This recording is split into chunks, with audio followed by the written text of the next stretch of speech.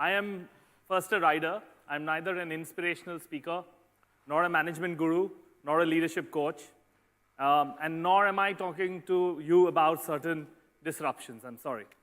But I'm going to talk to you about some life lessons of mine over the years, which might be very relatable to you. And on that front, lo and behold, I want to talk to you about my failures. Some 4 failures of my life. Everyone fantasizes about their first job. It's a dream. It's like your first love. My first job, after having taken a lot of interviews post my graduation, was to sell AMC of printers. Can you beat that? Who does that? Then, after I did that job, I went to IIM Lucknow. Luck smiled for me for some time. And there, I was one of the lowest rankers, the lowest grade point averages in the entire batch.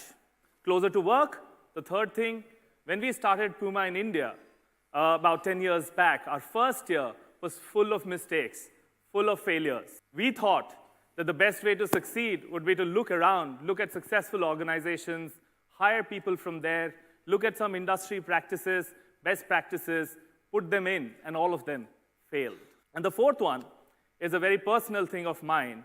I really sucked at sports and fitness when I was growing up. And I could not relate to it. I have never been a sports guy. I've never seen a fitness center probably till my first 22 years of my life. So what I'm trying to say is that a lot of people say failures are pillars of success, and I think it's very glorified. I think, in my opinion, failures remain with you. They stick to you. They are your moments of truth, which actually inspire you for redeeming your life in future. And I'm going to tell you a bit about some of these failures that I had and what impact it led in my life. First and foremost, when I was selling door-to-door printer AMC contracts, and in fact, I was looking for printers door-to-door and looking for faulty printers, to be precise. And today, when I look back on that life of mine, I see that I don't belittle any work. The very fact that my management style today is very hands-on probably has to do with that. And I also realize that irrespective of the job that you do, the company that you work for, there is a large part of your work which is very mundane, repetitive. So let's say it's 70% for me, and it might change for everyone. The rest 30% is the more creative juice and the strategic and the innovative work that you do. But all of us today have to do certain mundane, repetitive job, and that's the balance that is required in professional life. And I related back to what I did when I had failed getting a great first job. Second, I landed myself in IIM Lucknow, esteemed colleagues, great people from IITs, from the best colleges in the world, and I was very happy. And I realized, after some time, I had probably the lowest grade point averages among a lot of us. Today, when I look back, again, it gives me the great feeling, the inspiration, that irrespective of how great a company you have and how great an idea you have landed yourself, unless and until you yearn for success, success is not going to come. I did not yearn for success at my academics at IIM, and that really showed in my performance. Today, I know that it is not a great idea, it's not a great private equity investment on a great business idea which makes it successful.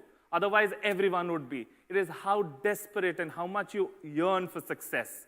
And that's a learning, comes from my, back in the days, failure at IIM. Not failure, I passed, but I just.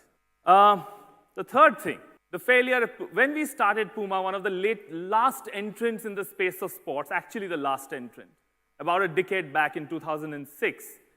And when you look back today, we're the market leaders, the biggest brand, global brand in sports and lifestyle, the first to reach profitability in 3 years' time, one of the most exciting brands.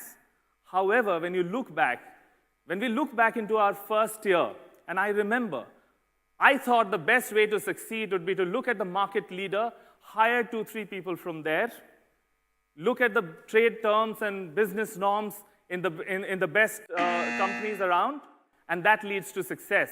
Unfortunately, that doesn't. Your success depends on the stage that your brand is, and you have to charter your own success and not follow the reasons of success for somebody else.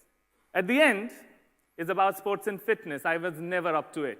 But I realized that one cannot lead a leading sportswear in the country, a sportswear brand in the country, without relating to the consumer.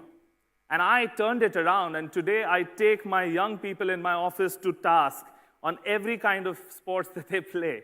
And I take it very passionately. I have enjoyed sports and fitness like never before. So whenever I look back and think I was not an athlete, it pushes me that much harder. At the end, I would like to tell you this, that people say, forget your past, forget failures, get on with life. I would say, keep your failures. They are your moments of truth. They should live within you till one's death.